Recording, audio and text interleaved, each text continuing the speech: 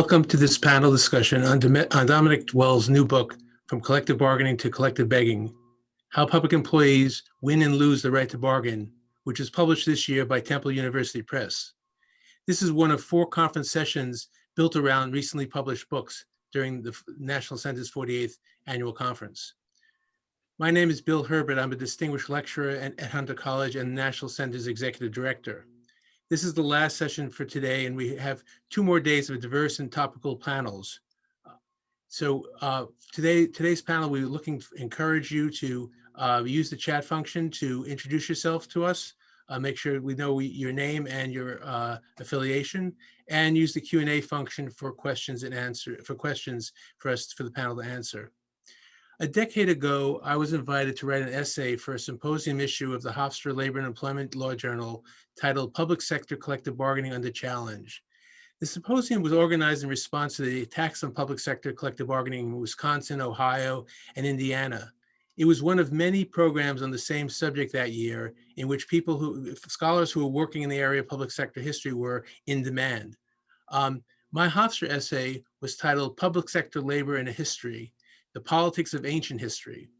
In the essay, I pointed to the general lack of historical analysis concerning public sector labor relations, which I attributed to scholarly preference to focus on their attention on other research subjects like the development of private industrial unions, the decline in private sector union density, private sector labor law reform, immigration, racial and gender workplace discrimination, all extremely important topics, and some which have been covered extensively over the past 50 to 100 years. But the general scholarly indifference to the public sector is curious. In some level, it seems to stem from a persistent and fallacious stereotype of government workers as somehow privileged, regardless of the demands of their jobs or their working conditions. In fact, the phrase, quote, civil service is not exactly exciting, and government employment is frequently mistaken as only white collar work. The scarcity of quality of scholarship on public sector workers and collective bargaining is also somewhat surprising because the history of government unions and collective bargaining date back to well before World War II. Moreover, public employment has been an important gateway for African Americans, for women, and other groups subject to discrimination in the private sector. And for many generations, public sector was a gateway for families from Europe. So, for example, my father worked his almost entire career in the public service. My grandmother also had jobs there, and they both resulted with pensions and were able to support a family with a reasonable income. So the public sector has a major significance as a matter of history for a lot of us and a lot of generations and a lot of groups. But just like in the private sector, public workers have organized and fought over the past century to improve their working conditions. Some early unions, but not all, challenged both racism and police brutality in the 30s and 40s. Public workers have also been subject to workplace repression from their government employers, including gag orders, anti-union retaliation, and the suppression of free speech and patronage firings. There are certainly many excellent books on public sector labor, including the early works of Sterling Spiro, a scholar who's frequently overlooked, but an early scholar in the area of public sector. However, the totality of books analyzing public sector unionization and collective negotiations would probably not fill a moderate-sized bookcase. The complicated mosaic resulting from federalism provide a rich potpourri of research subjects for political scientists, historians, sociologists, and legal scholars. Each state has a unique political and legal history, with different policies regarding public sector collective bargaining, including which workers have the right to organize, which workers don't have the right to organize, and what subjects can be negotiated. To compound the complexity of the field, federal sector labor relations and collective bargaining has its own distinct history and set of rules. The failure of scholars to focus on public sector labor has diminished our collective memory and our ability to understand and discuss both the expansion and constriction of public sector labor rights.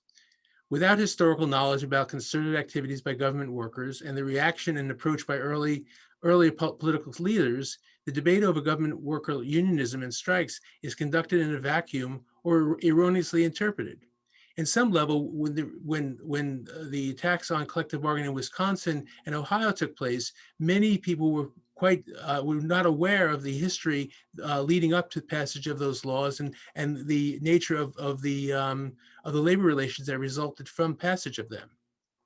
Instead, what happened is that a lot of very distinguished scholars decided to interpret public sector history based on private sector labor history, assuming that there was a direct connection, and there is certainly a connection, but interpreting public sector based on private sector history. And so, for example, and I'll give you 3 examples of where the lack of a knowledge of public sector history results in misinterpretation about, or it doesn't, the lack of sufficient research results in a dialogue that could be much more enhanced with additional research. So, for example, today there's a lot of discussions about public sector strikes, as there's been for decades, but few know or have analyzed the 1937 decision by John L. Lewis to prohibit strikes and picketing by the CIO's newly formed government worker union, State, County, Municipal Workers of America. Now, this CIO position was announced less than 6 months following the end of the historic Flint sit-down strike. It would be beneficial, I think, for a discussion to find out why John L. Lewis chose to mandate that the new CIO union would not engage in strikes and pickets. A second example stems from the Red for Ed teacher strike in West Virginia in 2018 that rightfully garnered national attention and support. However, that strike was never contextualized within that state's labor history, which includes the following: 1938 union contracts with school districts that were declared illegal by a Democratic state attorney general. Something that Dominic's going to be talking about is the issue of politics regarding collective bargaining for granting and taking away collective bargaining. In 1938, the Democratic Attorney General, wound up becoming governor, ruled that a contract for teachers in West Virginia was unlawful. But there's also a history in West Virginia of collective bargaining that dates back to the 1940s, for example, in the city of Fairmount. And then lastly, with regard to West Virginia, is the fact that there's not been a state law enacted in that state for grant public sector collective bargaining rights. And perhaps what's most interesting is that the Red for Ed strike a few years ago, the demand did not include voluntary recognition or even a change in the law to grant the right to collectively bargain. In other words, that strike was really was similar types of strikes that took place well before the passage of collective bargaining laws that in various states, including Wisconsin. My last example about the problems associated with the lack of sufficient public sector labor history and analysis relates to the discussions and commentaries leading up to the Janus decision. The decision was certainly devastating, but it was really not a, quote, existential threat, end quote, as portrayed by many labor leaders and activists. The rapid rise of public sector unionization in the 1960s took place under many laws lacking union security provisions. And so the growth in unionization in many states took place before there was union security provisions, and that required a tremendous amount of internal organizing, which declined with enactment of union security provisions. Obviously, union security provisions are critical to labor relations, but in terms of responding to the challenge in Janus, if there had been some understanding of the history of particular unions and how they dealt with essentially right to work protocol prior to passage of union security in the public sector, it would have been very beneficial in terms of understanding what needed to be done if Janus came down the way it did, which it did. So basically, unions had to relearn internal organizing, which they had previously had to do prior to passage of union security provisions. So it's all within that context that the National Center was very pleased to learn of Dominic Wells' new important book on how public employees win and lose the right to bargain, that helps to fill that unfortunate scholarly void concerning public sector labor rights. The book is particularly topical with passage recently of collective bargaining laws in Virginia and Nevada, as well as the elimination of collective bargaining rights for faculty in South Dakota. We're thrilled to have organized this panel of public sector labor scholars to discuss Dominic's new book. So let me introduce the panel. Dominic Wells is an assistant professor of political science and director of the Fire Administration Program.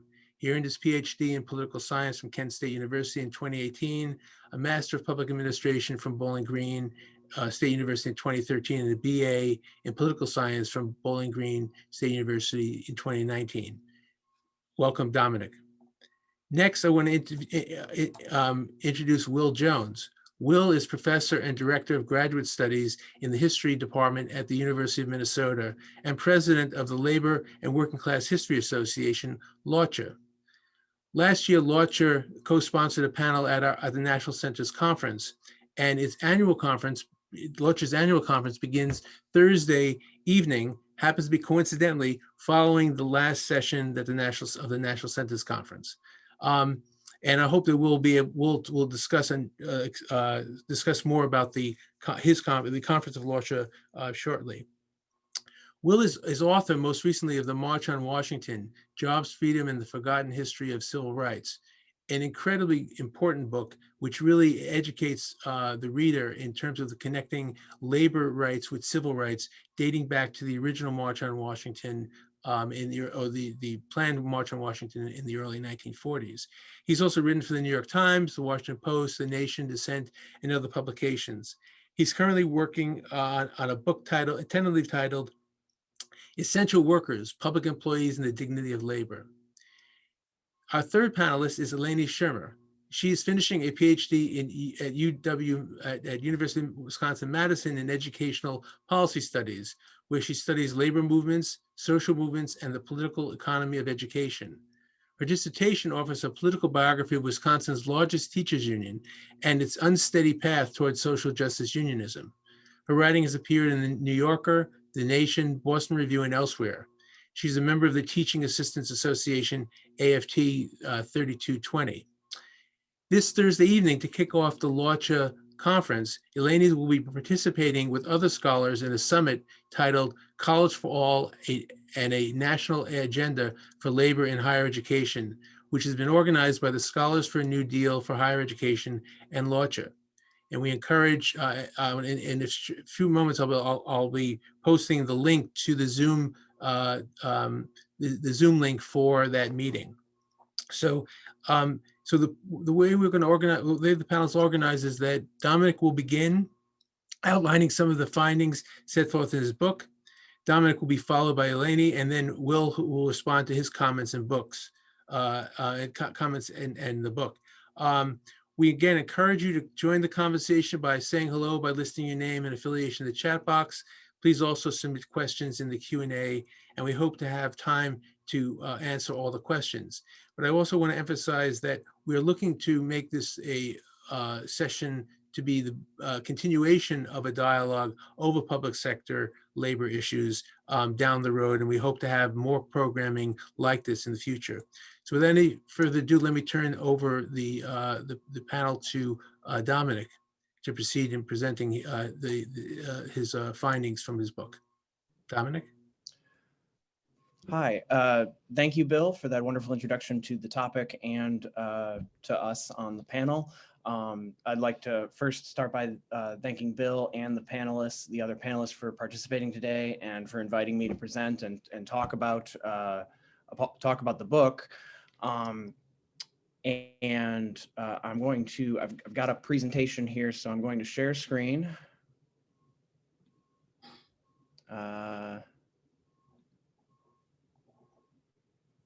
All right. Looks like I'm gonna have to do desktop.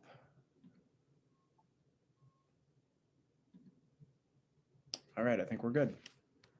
All right, so welcome everyone. Thank you all for coming. As Bill said, my name is Dominic Wells, and I am an assistant professor of political science at Bowling Green State University. Today, I'll be presenting research on how public employees win and lose the right to bargain.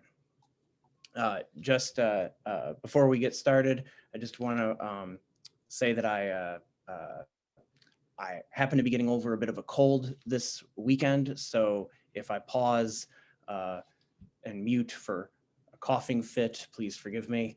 I'll try to keep that to a limit. So my presentation will follow this basic structure for each part of the project covered today. I'll start with the expansion of collective bargaining, and then we'll move to discuss the restrictions. At the end, I'll go over the implications for both sections, and then I'll take questions.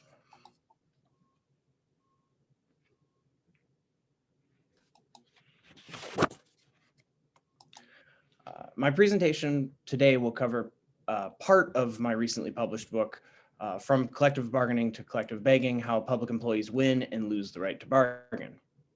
In the book, I analyze the expansion of collective bargaining rights across the United States from 1960 to 2013. As I'll discuss in more detail, the expansion of rights into the public sector occurred mostly throughout the 1960s and 1970s. I also analyzed the restriction of collective bargaining rights from 2011 through 2014, which is a much smaller time frame, but one that captures a period where states were aggressive, particularly aggressive in restricting rights following the Great Recession.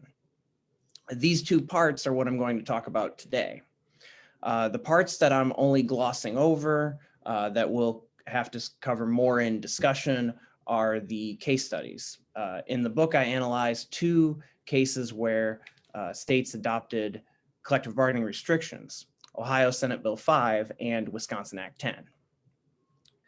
Ohio Senate Bill 5 was overturned in a referendum, and Wisconsin Act 10 led to the recall campaign of Governor Scott Walker, which he eventually won.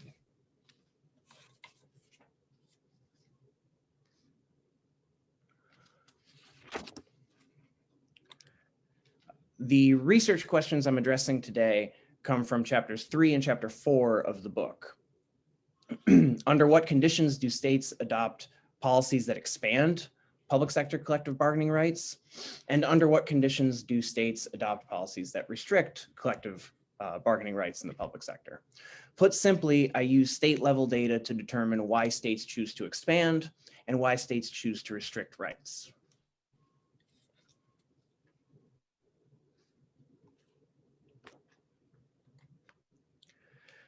It's helpful to have a little bit of background on the expansion of rights into the public sector. Union growth occurred in the private sector decades before the public sector.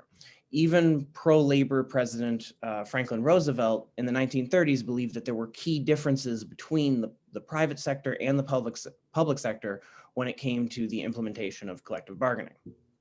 Nonetheless, support for public sector collective bargaining rights grew throughout the 1950s, and Wisconsin became the first state to extend rights to some public employees.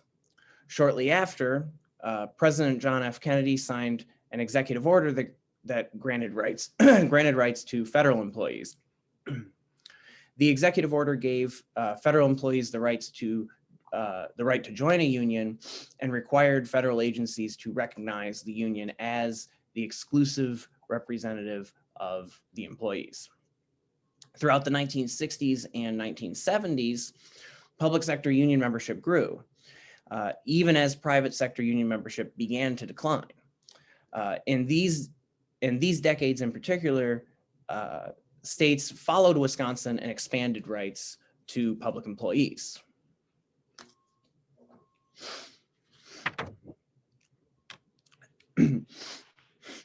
States varied in how they expanded rights. Some passed laws that required employers and employee associations to meet and confer, which means that they had to meet and exchange proposals, but these laws don't require bargaining. This research looks at which states adopted duty to bargain. Duty to bargain laws require the employer and the representative of the employees to meet at reasonable times, confer in good faith, with the intent of reaching a negotiated agreement. I analyzed the adoption of duty to bargain for police, firefighters, teachers, state employees, and other local employees. Other local is a catch-all category for local employees that don't fall into these previously mentioned specific categories. Some states, like Ohio, adopted comprehensive duty to bargain laws that covered all public employees. Other states, like California and Illinois, extended rights to specific groups in separate pieces of legislation. And of course, some states, especially those in the South, never extended any rights at all.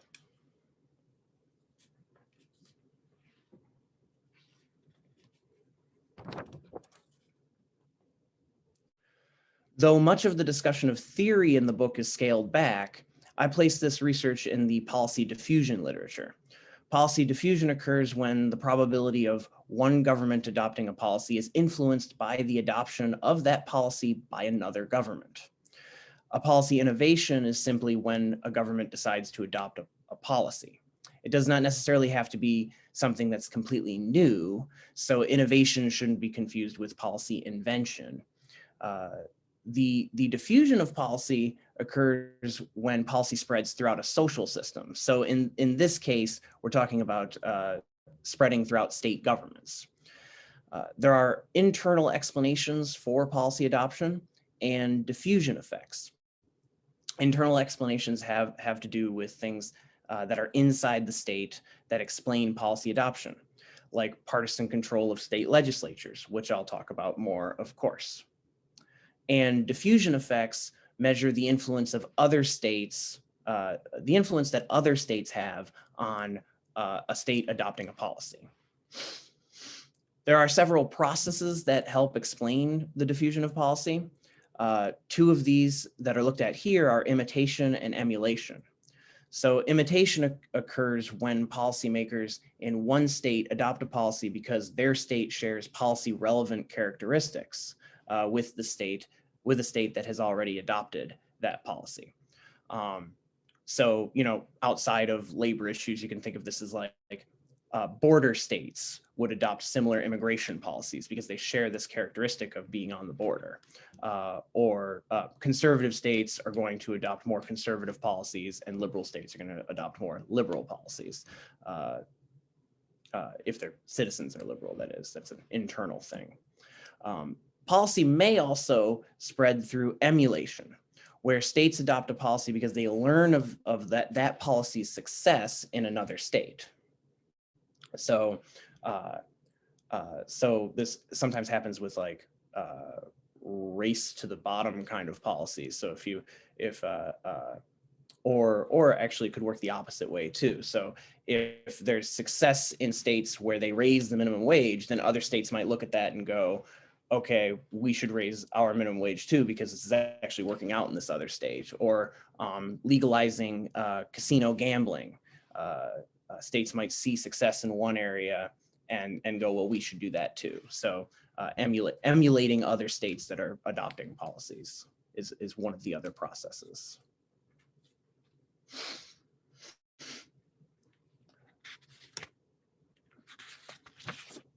So by looking at a map of the United States shaded by the adoption of duty to bargain laws, you can see how laws diffuse throughout the country. Darker shaded areas indicate more public employee categories of those 5 categories I discussed earlier that have the right to collectively bargain, and lighter shaded areas indicate fewer categories that have the right to bargain.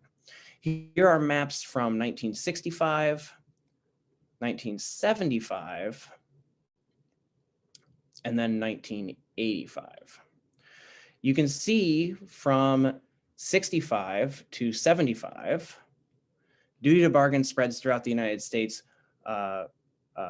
pretty rapidly, with the exception of the southern region, which never really adopts collective bargaining rights in the public sector. By 1985, you have areas of the map that are a little bit darker, indicating that more public employees have gained rights, but the spread has slowed at this point.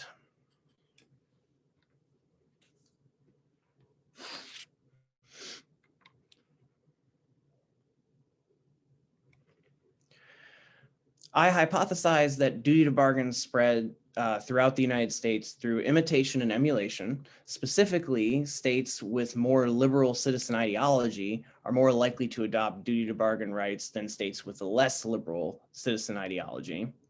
Also, states are more likely to adopt duty to bargain when states in their geographic region have adopted it already. There are a few different ways to model diffusion, the influence of other states on your state's policies. I use a regional model where I break, I go by the 4 main census regions because this policy area, labor policy, tends to be thought of as a regional issue, the South being historically anti-labor and other areas of the country being more pro-labor. That's certainly simplifying the labor movement, but typically we think of this as kind of a regional issue.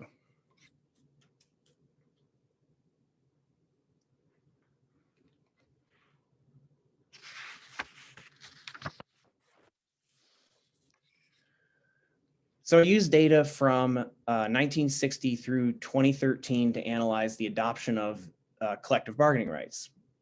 I do this with each public employee category. So depending on the category that I'm looking at, teachers, firefighters, police officers, my N in this analysis ranges anywhere from 1,227 to 1,546. The N varies because I use event history analysis, also known as survival analysis. In event history analysis, once the event being studied occurs, then the observation drops out of the model. In this case, when a state adopts duty to bargain, a 0 becomes a 1 in the data set, and then that state drops out of the model. The key independent variables we're looking at here are citizen ideology and regional diffusion. Citizen ideology is an index where higher levels, higher values represent a more liberal citizenry, and lower values represent more conservative state when it comes to their citizens. Regional diffusion is the measure of the percentage of states in the geographic region that have already adopted duty to bargain. In diffusion studies, it's important to control for things that would influence the motivation to adopt a policy, the obstacles to adopting a policy, and the current policies in the state. So I control for a number of factors such as legislative professionalism, bureaucratic capacity, partisan control of the state legislature, right to work status, union density, and other collective bargaining policies in the state. So that being which other employees in the state already have bargaining rights would be part of that. At this point, I'd like to point out that I also include a measure of fiscal health. This will be revisited later when discussing the implications of this research, because this turns out to be particularly important in the findings.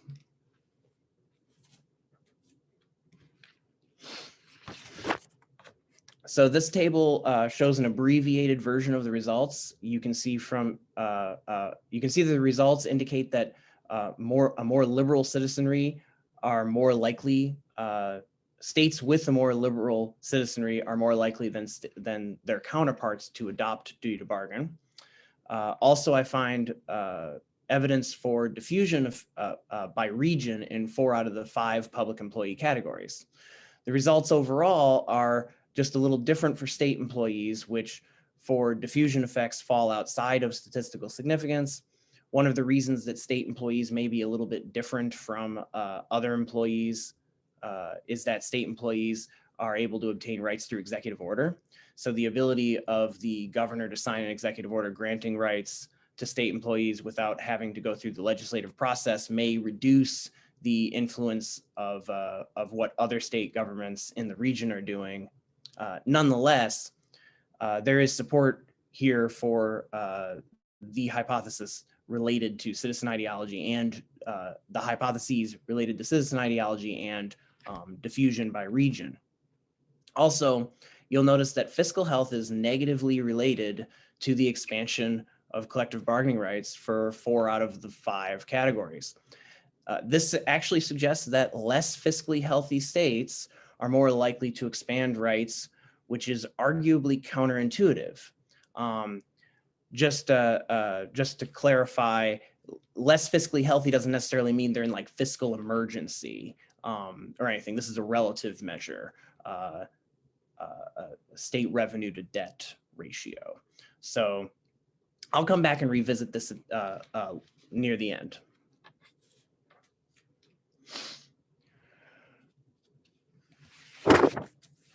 For now, let's turn our focus to the restriction of rights. Following the Great Recession, states that were historically pro-union started passing legislation restricting rights for public employees. Some states passed comprehensive legislation that made major changes to collective bargaining law. As the case studies in the book go into with greater detail, Ohio passed Senate Bill 5 and Wisconsin passed Act 10, both broad pieces of legislation that greatly restricted the right to bargain. Firefighters and police officers were exempt from restrictions in Act 10, but they were included in Senate Bill 5. Although these comprehensive laws were far-reaching, they did not actually repeal public employee bargaining in the state. Instead, they imposed very heavy restrictions that technically kept the bargaining process, but made it less meaningful.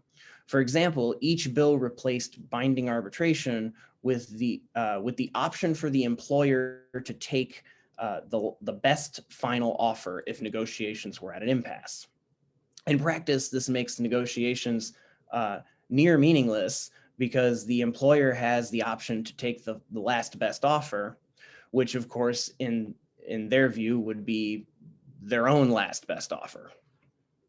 These laws also did things that require greater contributions from employees to their healthcare costs and narrowed the scope of bargaining to only include wages. You'll notice the headline from the introduction of Act 10 says, Governor Walker introduced budget repair. Justifications for stripping away collective bargaining rights often included a fiscal argument that public personnel reforms were necessary for balancing budgets and controlling spending. This becomes this is a big part of the narratives that are analyzed in the case studies. Teachers were also targeted more in imposing limitations than other public employees. For example, Tennessee replaced collective bargaining for teachers with what proponents call collaborative conferencing. This means that employers are no longer required to negotiate solely with the representatives from the employee union. Instead, management gets a number of seats at the table, the union or unions get a number of seats at the table, and other groups of teachers not affiliated with the union get a seat at the table. In practice, this divides the teachers into those affiliated with the union and those that tend to side with management on certain issues, giving management the votes they need to implement a lot of their proposals after conferencing.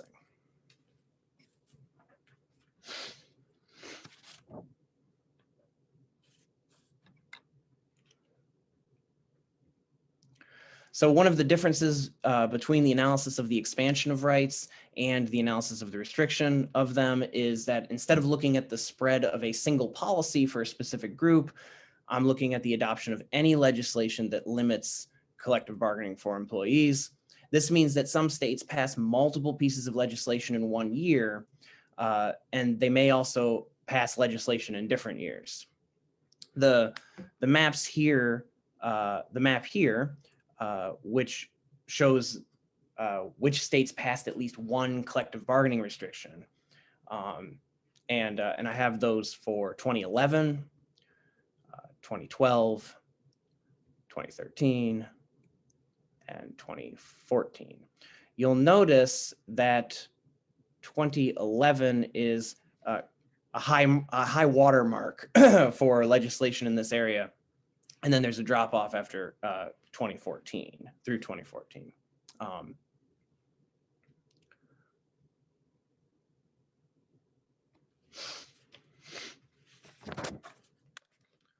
So the unit of analysis in the study of restriction of rights is again state years, and this time spanning from 2011 to 2014.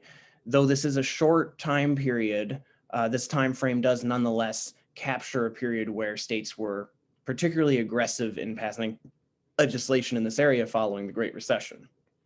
The dependent variable here is the adoption of at least one limitation. This means that states that passed one law are coded the same as states that passed multiple laws in a single year. Though this is an inexact measure of restrictions, differentiating between the states that passed one law and 3 or 4 would also be inexact. So I chose not to do that because the number of laws don't necessarily capture how drastic the restrictions are. Because like I mentioned earlier, some states passed legislation that was very comprehensive, and other states passed legislation that was very specific and narrow in scope. This time around, although I control for a lot of the same things, I put a lot of the same things in the model to make comparisons to the expansion of rights.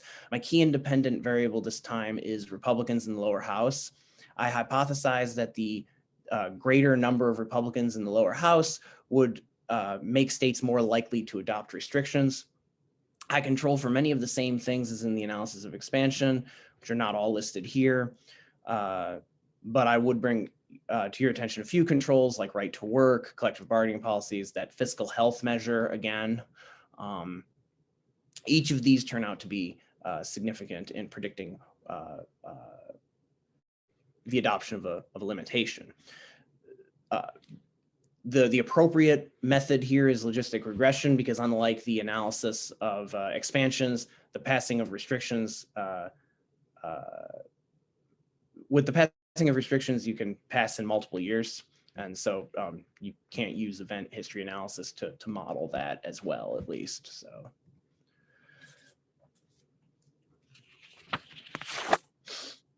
So the results shown here are in an abbreviated table show several factors that are important. The one I want to focus on right now, the ones I want to focus on right now, and the ones I focus on in the book are Republicans in the lower house and fiscal health. You notice that the coefficient for fiscal health is negative, which does indicate that states with more debt are more likely to restrict public employee rights. Again, I'll revisit this with the implications because this is one of the more interesting findings of the book, in the book. For now, you'll notice that Republicans in the lower house is significant and positive, indicating that state legislatures with a greater number of Republicans are more likely to adopt restrictions. This is not similar to the expansion of rights, where partisanship didn't matter. Democrats weren't more likely to pass these things through the state legislature than Republicans.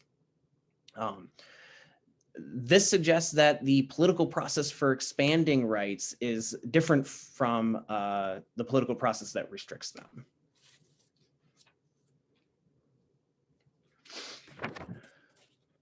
So the coefficients in a regression table aren't directly interpretable, so I present some predicted probabilities that show that the probability of adopting a limitation changes at different levels of Republicans in the lower house. I also divide this into the state's right to work status. So as you can see, the probability of a state adopting a limitation rises with the percentage of Republicans in the lower house. The average lower house in 2011 from 2011 through 2014 consisted of a slight Republican majority, 53%. So I report that prediction, and then a couple of standard deviations in each direction. On the surface, it seems kind of silly to report a predicted probability for a state legislature with a House of 70% or more Republicans. However, during this time period that was studied, 9 states had strongly Republican legislatures that met or exceeded that 70% level. So state legislatures tend to not be as evenly divided, as narrowly divided as our national legislature.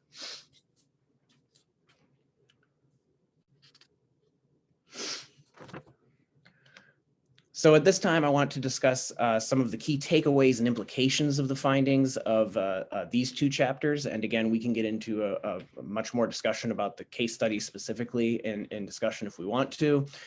First, I'd like to point to a couple of examples, a couple of anecdotes that help take the findings here that are presented here out of the abstract a little bit.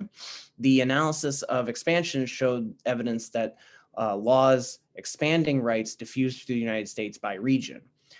In testimony to the Ohio House Commerce and Labor Committee, James Monroe, counsel to the Ohio Civil Service Employees Association, stated, "Ohio, with its long history of essentially harmonious labor relations and decidedly pro-union atmosphere, certainly does not belong in the same class with these other states with the tradition of worker repression, low wages, and generally regressive economic climates."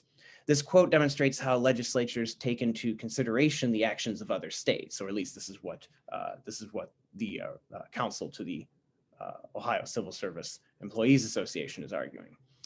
In this case, the argument made is that Ohio must distance itself from emulating the actions of another region, which here is implied to be anti-labor region like the South.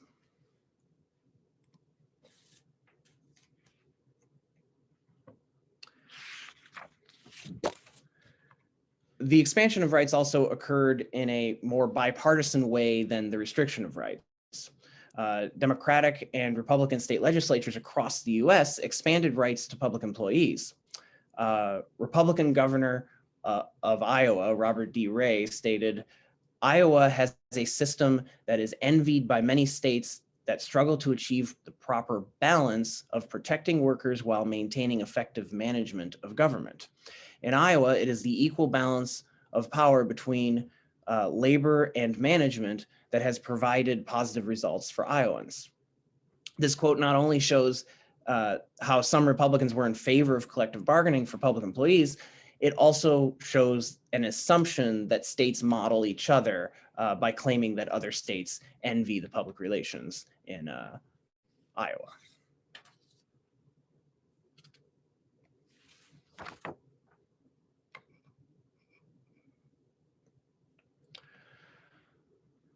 So diving into the implications a little bit more, duty to bargain policies diffused through imitation and emulation, but unlike recent limitations on collective bargaining, rights adopted in the public sector had more bipartisan support. There are a number of different explanations for why public sector collective bargaining became a partisan issue or a more partisan issue. So first, it is important to note that there were legislative trade-offs to expanding rights in the public sector. During the height of expansion in the 1960s and 1970s, there was a lot of labor unrest and strikes by public employees that forced reluctant politicians to address the issue of collective bargaining rights. Individually, the political battles over collective bargaining laws are nuanced. And oftentimes the trade-off for collective bargaining rights was strict strike provisions. So in some cases, legislators accepted extending rights to public employees in return for strict strike provisions aimed at keeping labor peace. As some of you know, the Taylor Law in New York, which extended rights to public employees, was opposed by teachers' unions because of those strike provisions. Another factor at play here is polarization. The results suggest that Republicans elected in more liberal states were willing to extend rights, and even with some of the trade-offs, accept that public employees deserved a seat at the bargaining table. In recent years, we don't see the same kind of moderate positions from Republican elected officials. As the parties have become more polarized, and this issue has kind of sorted itself between the party lines. Part of this has to do with the American Legislative Exchange Council, ALEC, a conservative group that provides model legislation to state legislatures. They provide model bills in a number of areas, one of them being this area. ALEC has model legislation that has greatly that is aimed at greatly reducing the power of public employee unions. ALEC is discussed throughout the book, but I do not account for this like quantitatively in the chapters I'm presenting today. However, ALEC is discussed pretty heavily in the case studies, and ALEC is the role of ALEC is kind of captured in my larger N analysis, because 90% of all ALEC bills are sponsored by Republicans. So ALEC isn't particularly like a bipartisan group.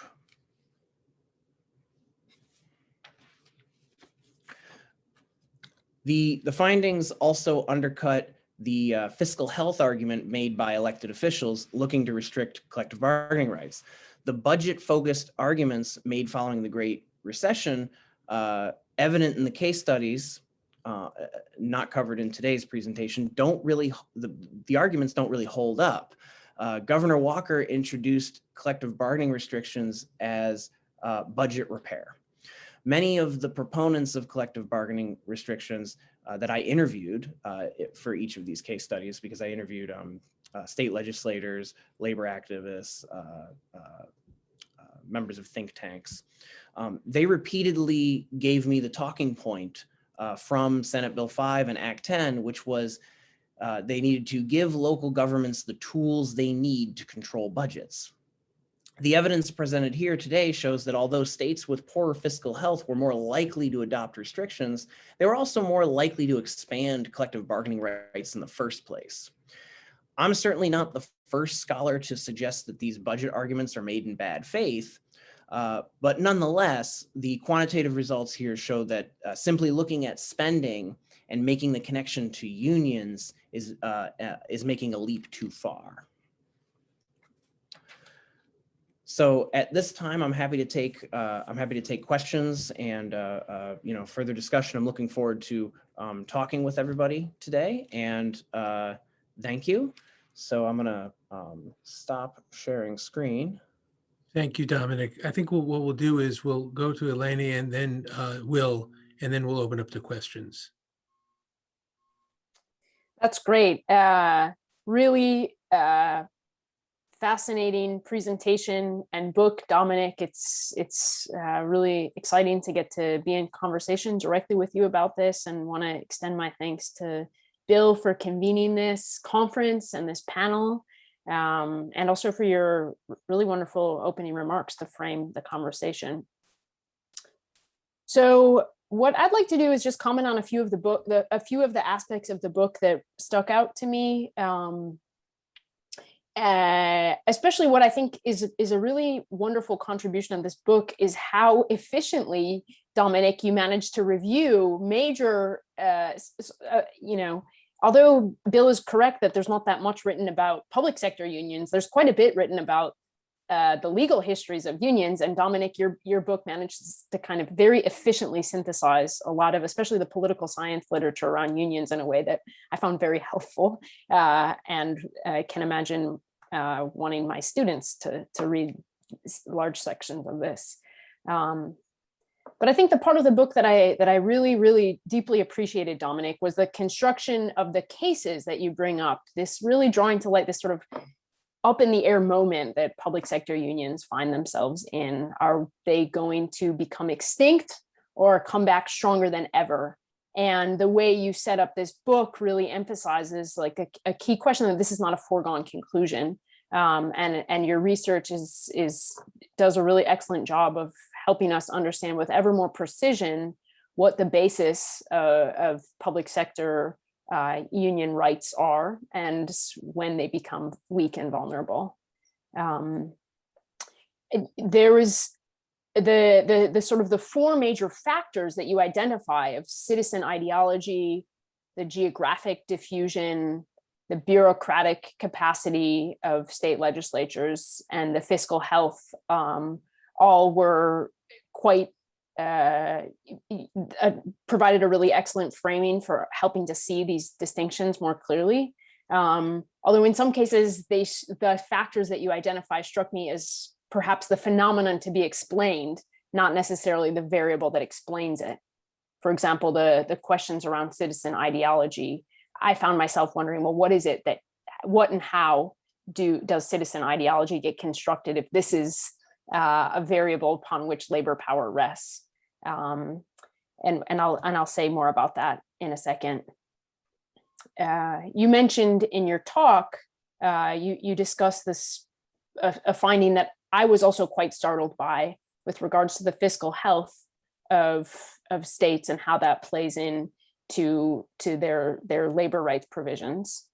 So there's sort of two competing arguments that you lay out. One is the role of debt in prompting labor right evisceration, that debt provides a sort of a legitimate argument for the removal of public sector union rights as a competing obligation that a state might have to fulfill when debt comes due. And I think this is this is obvious in a number of places, but perhaps the most obvious is the how you select the time period of the restriction between 2011 and 2014, precisely because it was a moment when the nation, indeed the globe, was wrestling with these questions around debt, as housing as the housing bubble collapsed and personal debt rippled into city and state and federal governments. And I think this is actually a really, I'm really happy to have your research backing this up, because I think it's something that public sector unionists really need to take seriously, what it is about debt that structures the arguments for, what is it about the logic of debt that legitimizes labor right removal. But at the same time, your research, when you sort of zoom in a little bit more, has this sort of counterintuitive finding about that in some cases, the weaker the fiscal health of a state actually prompted more secure labor rights for certain groups. And I'm going to read a section that a passage that I circled and really startled me, which was something about the legitimacy, this argument around the legitimacy of public sector collective bargaining rights become strains on local budgets in the face of fiscal crisis. That gets called into question for police and firefighters. For these two professions, states disregard the fiscal health to grant collective bargaining rights to these workers, which, as Dominic writes, shows that the politics of expansion differ by public employee category, with politicians more willing to grant rights to politically popular professions, even in states with relatively poor fiscal health and without high employment in the private sector. And this, I think, is a really, really important contribution to the discussion around collective bargaining in the public sector, which is collective bargaining for whom, which types of workers, and especially what type of work. And this is probably a question that we could ask of all workers, but in the case of a public sector workforce, I think this is particularly important because it helps us see what is the vision of the state that is going to be fulfilled by virtue of these workers. So one of a question that I have is to sort of ask Dominic to probe a little bit deeper to understand, well, why is it that we can imagine that cops and firefighters become a totally different category of public sector workers than teachers, or, as we talk about in Wisconsin, the snowplow drivers. And one of the things that stood out to me from this research is the way that cops and firefighters become this sort of very particular case. And when they lose bargaining rights, as in the case of Ohio, everybody loses. But when they're held aside, they can be protected and everybody else loses. So what is it about those workers that we should think of as different? You mentioned briefly in the book a gendered analysis that I actually think should be probed in more light and brought to light more, which is how public workers, to a degree, are all really, there's plenty of sociologists and scholars who have made the argument that all kinds of public workers should be considered sort of public care workers. And that is perhaps in and of itself a feminized job category. Cops and firefighters, we could consider in it slightly differently, does that help? Does that change what kind of rights that they're afforded? And then also, to restate the vision of the state that these workers are building, I think is also really critical. So how is it that public sector workers and are perhaps contributing to build a caring state or a carceral state? And this is an open question, I think, for that would really benefit from more research. A theme that cuts through my research on the history of the Milwaukee teachers unions and how they managed to secure bargaining rights and how they lost them dovetails really closely with their relationship with police unions. So the alliance in Milwaukee and Wisconsin, and I think probably across the country, between teachers unions and cops unions, I think there's really would benefit from more scrutiny. In many cases, teachers and cops share households, are married to each other. They occupy very similar class positions. And in cases like Wisconsin, are governed by the same set of laws. Their rights as workers are governed by the same set of laws. In the case of Milwaukee, both the teachers unions and the police unions were subject to the same residency requirements that mandated that as public servants, they lived within the city of Milwaukee because they were paid by the taxpayers of Milwaukee. And this caused all kinds of unrest for the teachers union and the cops union. And it also was the basis of solidarity between cops and teachers to try to work together to overturn this residency rule. I think there's the role of racism and white supremacy is also something that's plays out here.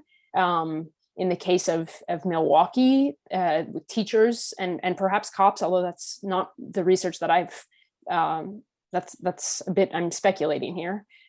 Teachers saw their duty to discipline and punishment, to discipline and punish. And in some cases, they sought their worker power, not necessarily to use it with communities, including low-income communities and communities of color in Milwaukee, but to have power over communities.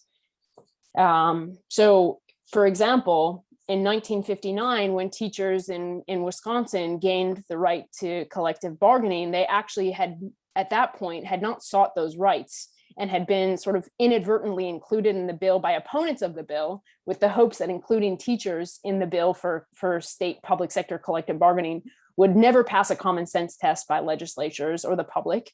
What could be more ridiculous than a union of teachers, these people thought. They were proven wrong. The teachers were granted the rights to bargain, but they got rights that they never organized for. And 4 years later, when the Milwaukee Teachers Union, which was the largest public sector union in the state, finally decided to be kind of lumber from the professional association that they had been operating as into a union and actually gain the legal recognition as a union and therefore be able to collectively bargain. One of the driving reasons for this was because the teachers wanted to be able to administer corporal punishment to the waves of Black students that were newly coming into schools in the early 60s in Milwaukee. And they wanted to be sure to have the rights for corporal punishment as part of their job contracts. This set, of course, showed a lot of discontent between communities of color in Milwaukee and the public sector workers. But in some regards, it did strengthen the alliance between the teachers union and the police union in terms of how they saw their power and over whom they hoped to use it and with whom they forged solidarity. So the question that I'm asking here is, how does this research help us understand the rise of public sector unionism alongside also the rise of the carceral state? And I think your research, Dominic, raises a lot of questions for us to think about in this regard, especially given the what we're learning about the world from current events today. Yeah. Go ahead. No. Yeah, I'll drop there. Yeah. Yeah, I mean, just we can do a little back and forth here if you want to jump in. I just want to digest a little bit of what thank you for the really thoughtful and comments and close read of the book. I really appreciate it. A lot of this story around and excuse me if I missed some of the things that you were asking about, but a lot of this story around fiscal health is, that is part of looking at this time period right after the Great Recession. That was an argument for doing a lot of things. So in political science, we call them policy entrepreneurs. So, if you have a policy you want to pass, and then you wait for like the moment that you can make the argument that this policy is the solution for this problem. Well, everybody was having debt problems and fiscal problems. So I'm sure stripping away collective bargaining rights wasn't the only thing that these politicians were proposing. It was, they say, oh, well, we want to increase the number of charter schools and remove funding from schools. We want to cut into the social safety net. Let's use this reason, and and they make this argument like this is how we're going to have to save money. Anyone who's ever, all of the scholars here today that have done any writing know that like there's oftentimes no more harsher critic of your own writing than yourself. And certainly there are opportunities missed in the book where I don't dive into the gender politics involved. You could probably write an entire book on the gender politics involved here, of course. And same with, there's not a whole lot on race in the book. Part of that is a product of conducting 49 interviews with people in Wisconsin and Ohio, which the factor of race didn't get brought up very much when we were talking about these things. But that doesn't mean that I don't think there were opportunities missed here to talk about gender and race issues. A lot of what I focus on instead of those parts of it are indirectly related to gender, in that you mentioned like, why are cops and firefighters different? Well, that's what's kind of neat is the quantitative chapters where when you're taking the large N look at things, you miss the nuances of those cases, like you're talking about specifically in Wisconsin, where the teachers didn't even fight for these rights. In my data, it's just a data point, but this is why case studies are so important. And but the neat thing is that how the findings for the quantitative sections looking at all the states coincide pretty well with what's happening on the ground in the two cases I did choose to look at. Is a lot of one of the major points is this divide and conquer kind of strategy that happens. And why are cops and firefighters so different? Well, we have like the obvious reasons, but there's the gender reason. Teachers tend to be targeted a lot in these restrictions.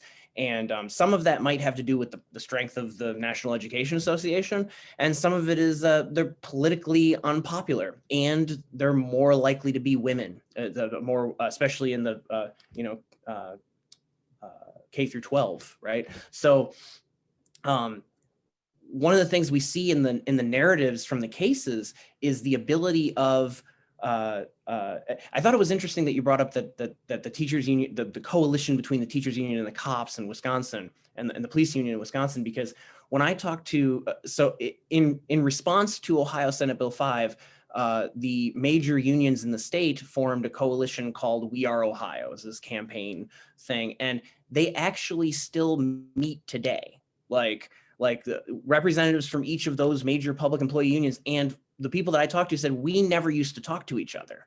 Now, I mean, not in a meaningful way. We never used to actually like organize together. We were just kind of doing our own thing. Now we actually organize together. And the narrative that they were able to build. Now, there's a couple of different things that happened in the case studies, like Wisconsin, you only had the recall. So institutions matter, right? So if you can only recall the governor and then the citizens of the state go, well, this isn't really a corrupt act. You just didn't like the policy. Is that really worth recalling? In Ohio, we had the referendum. So they were able to build this narrative around, let's just strike down this policy. So it was already set up to be struck down easier than what happened in Wisconsin. But at the same time, they also had this all of the public employees were included, including police and fire. So, Walker was able to divide and conquer, whereas in Ohio, it got to a point where Democrats and the labor unions didn't want to do any amendments to the bill. Like the Republicans I interviewed were like, they didn't even want to do any amendments. Well, yeah, they didn't want to make any amendments because if they made the bill better, it might actually pass. They were like, we're just going to go beat this in a referendum because let's just keep this as unpopular as possible. And they were able to show ads with like firefighters running in and saving people from burning buildings, and then like vote no on issue 2. And that's a huge difference. Like when it comes to the public perception of police and firefighters compared to teachers. And obviously police unions have their issues that are reflected negatively in the public too. But So the Dominic, public safety unions are, let's move on to yeah. because like Will's comments, but I want to point out that Eleni's questions would be a basis for another webinar, because I think the questions you raise are so important. And so we're not going to have time to cover them, but I think there's a lot of things to discuss. Anyway, Will, Yeah. please. Sorry about that. Okay, thanks. Yeah, this has been a really interesting conversation, and I'm glad to be part of it. I'm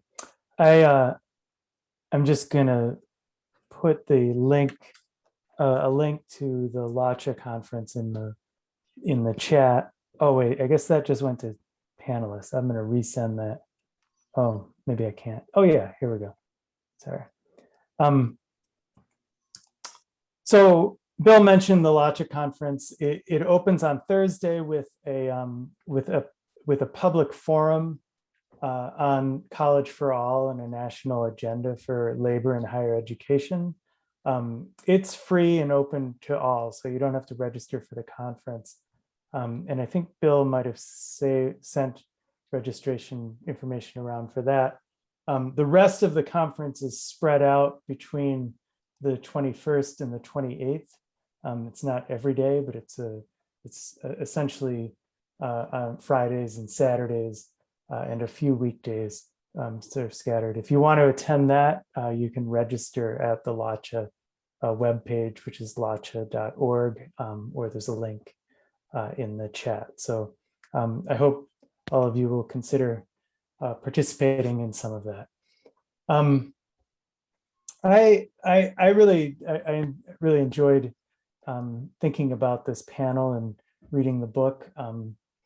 The book is really great. It's well written, it's clear, it's really to the point. I think Elena mentioned that it's really impressive and sort of condensing a long history and a lot of information into a very concise argument. And I think it really, it's particularly important now. I think we're at, in some ways, a very generative moment in the debate over collective bargaining for public employees. I think we're sort of 3 years out from Janus. I think there's been something of a lull in the Supreme Court. I think we can see if that lasts. What people called the second Janus case was turned away from the court. And in some ways, I think we've seen a sort of legislative backlash or pushback against the restrictions. So Bill mentioned Virginia, Nevada, Connecticut. I think Virginia is particularly important as a southern state passing a law enabling collective bargaining. Connecticut passed protections from the Janus provisions. The House has introduced the Public Service Freedom to Negotiate Act, right, which would at a federal level, I don't know if there's a chance that will be adopted, but I think it's a significant sign that we're in a moment of flux, right? It's hard to predict where this is going.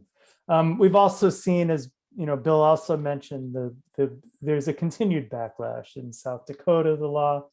I think in some ways, I think a really serious challenge to collective bargaining is coming in some respects, and this builds on the most immediate conversation that we've been having, in criticism of police unions and the way in which the sort of criticism of police unions, I think, has the potential to open up a broader debate about changing collective bargaining law.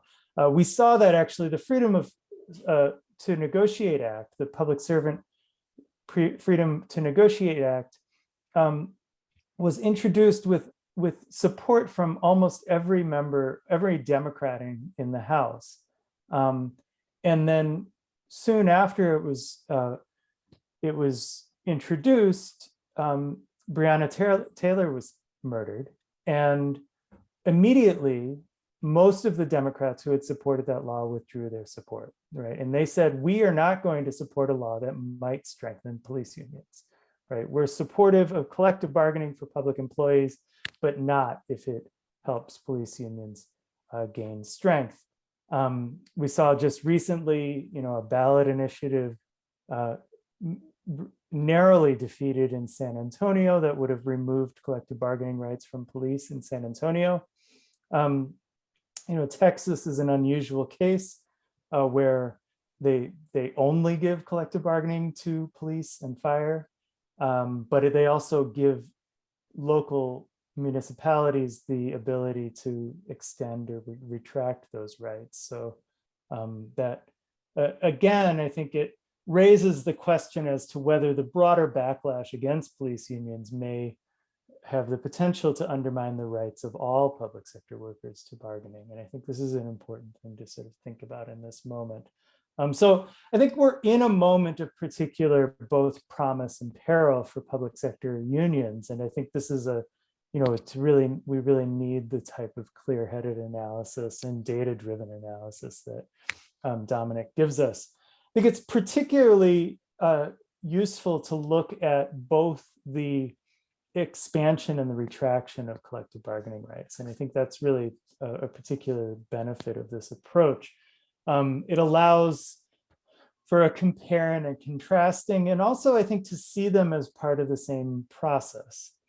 And my sense is that the most important takeaway from this book for me comes in that I think it flips the script on the partisan nature of bargaining on both sides, right? So the dominant narrative for the expansion of collective bargaining, I think, is that it was partisan, right? I mean, conservatives use this as, people like Terry Moe or Daniel DeSalvo portray this as a sort of liberal conspiracy that elected officials got together, to empower collective bargaining for public sector unions, to empower a constituency to sort of drive the expansion of the state, to drive up taxes, everything that conservatives think liberals want to do, that this is why we have public sector unions. And it's a sort of Faustian bargain on the part of liberal elected officials. I think also, union supporters often see this also as partisan, that, we have liberal elected officials, whether it's Kennedy or Robert Wagner Jr., who, because they're liberal, they think that they're pro-union, and they, ironically, think of John F. Kennedy as pro-union, right? But the idea that a liberal will, these get passed because of partisan effects. And I think Dominic shows really skillfully that it's much more complicated than this. It's driven in part by popular support for unions, that it's often not because of budget concerns, and that it's largely bipartisan, right? The extension of collective bargaining rights is largely a bipartisan product that's driven by a desire for labor peace, for efficiency. And that what's also bipartisan is that these laws are highly punitive, right? So that's why you get the restrictions on strikes. And these are laws that are passed again by Republicans and Democrats who have sort of similar reasons that are not sort of political reasons, but they're sort of, rooted in a sort of centrist ideology around labor peace and efficiency and balancing budgets. On the other hand, the backlash to public sector unionism, the retraction of rights, I think is often framed in the popular imagination as pragmatic, sort of non-ideological. And Dominic touched on this with Scott Walker's argument that, this is just needed, it's a budget repair bill. It's needed to address a fiscal crisis. It's accompanied by words like common sense reform, right? The idea, these are just things that are needed to balance the budget, to preserve public services in the face of a fiscal crisis. And I think Dominic shows that this is actually, the restriction is actually often very partisan and ideological, right? It's and often with little connection to the fiscal state of the houses of the states that are retracting these laws, but in fact driven by a political desire to weaken powerful political opponents, right? So it's so I think in some respects, like it sort of flips the script on both of these, and in really useful ways. I think there's a couple of questions that it raised for me moving forward, that sort of pointing toward a discussion. I think so.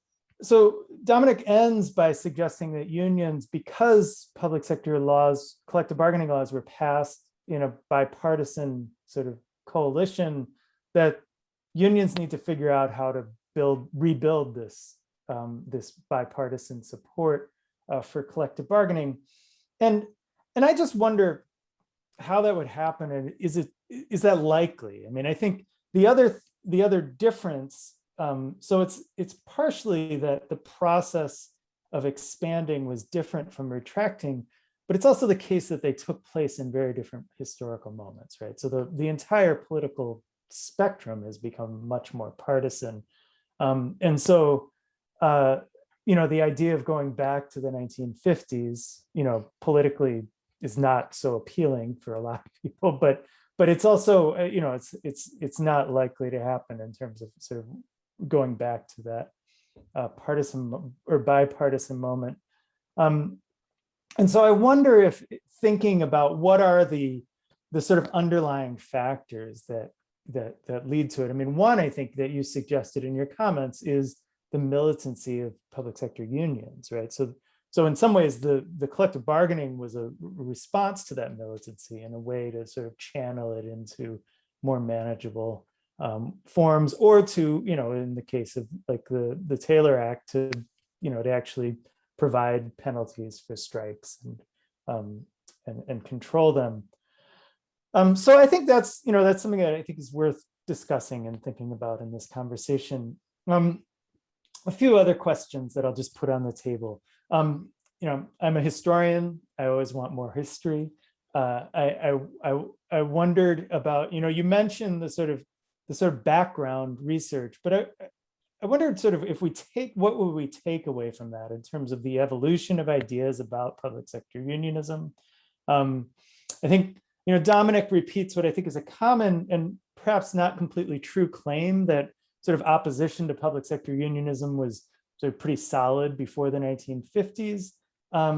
In fact, I think there's actually very little opposition to public sector unionism until the 1930s. So there's a brief period between the 30s and 40s. I think the question is, why does that emerge? The opposition is particularly strong in the wake of a strike wave during the Second World War, right? And that's when you get the development of these laws, that are sort of the prototypes for the Taylor Act, of sort of legal prohibitions on striking. You mentioned Roosevelt, right? I mean, it's true that Roosevelt opposed collective or striking by public sector workers, but he was not opposed to collective bargaining. He said it shouldn't happen the same way as in the private sector. He authorized collective bargaining in the TVA. So there isn't, I think, this sort of solid wall of opposition that you suggest, and I think it's important to sort of explore the reasons for that.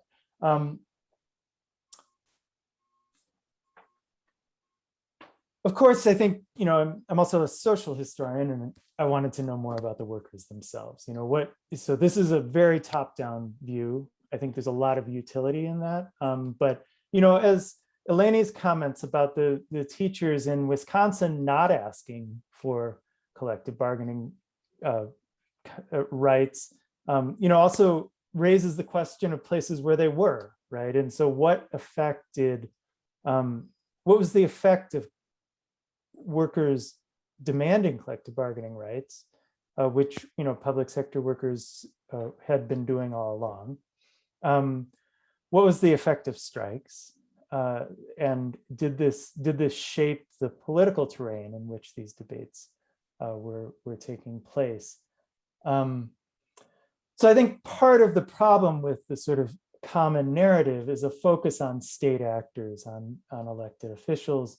But I think in this case, there's a very clear indication that these policy changes are also driven by workers, and not just by militancy, also by, one endemic problem in the public sector is turnover, right? And so how does the problem of labor turnover, which is, workers just walking off the job, not in unison, but individually, really, I think, does drive that debate over the need to sort of stabilize wages and stabilize working conditions that leads to collective bargaining.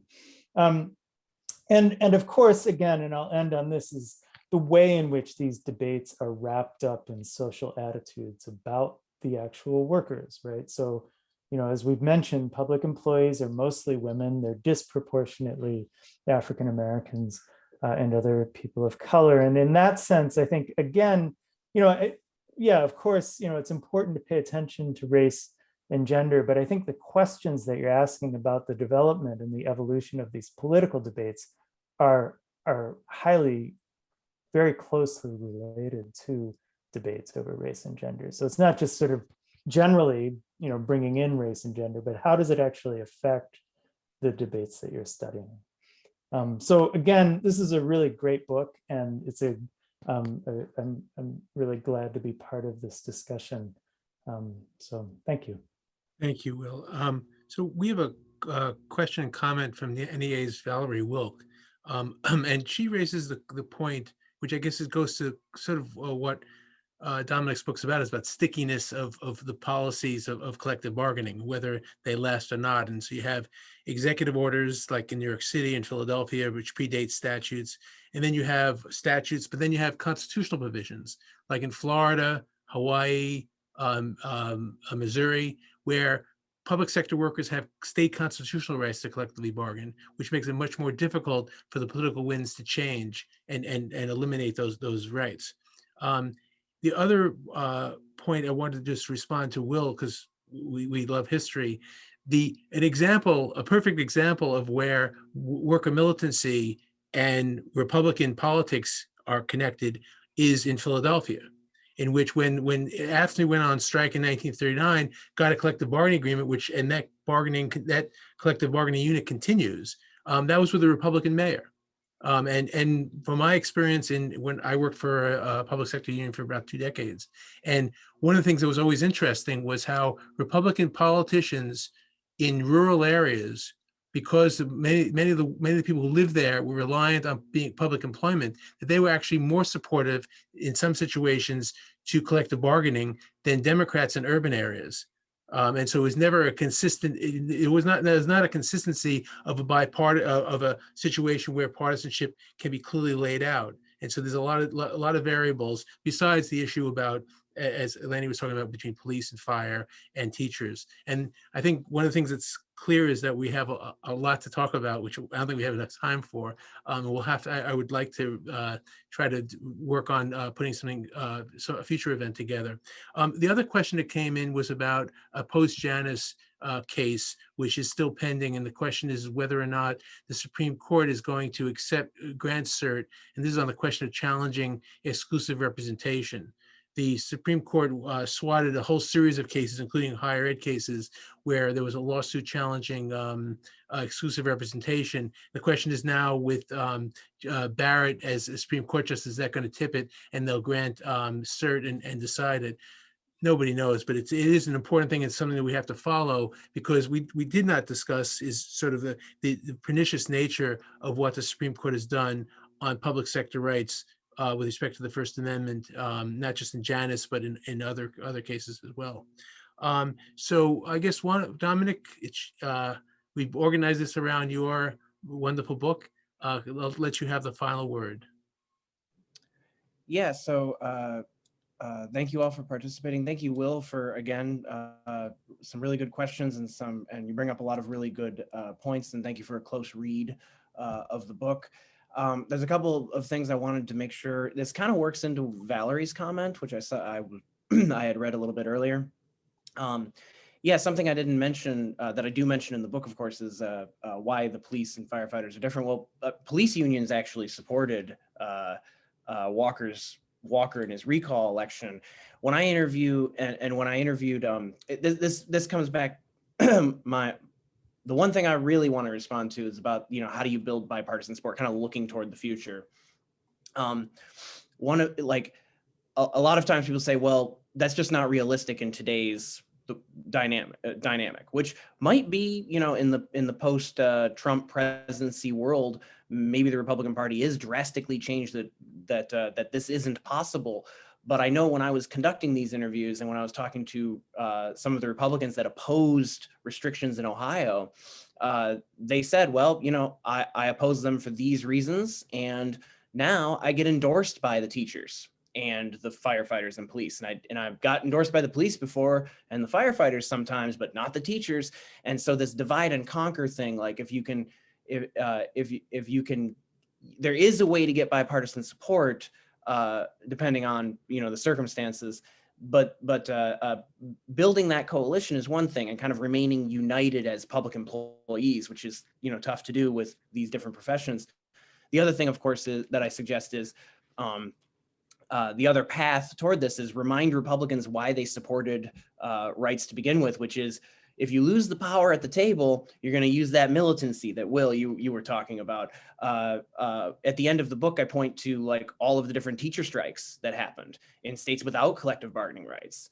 And they were able to win, wage increases and increased spending for education through that kind of activism. And so things might get worse, and there might be more unrest before we see a spur of more support for these things, because labor unions might have to remind people what it was like before they had a seat at the table.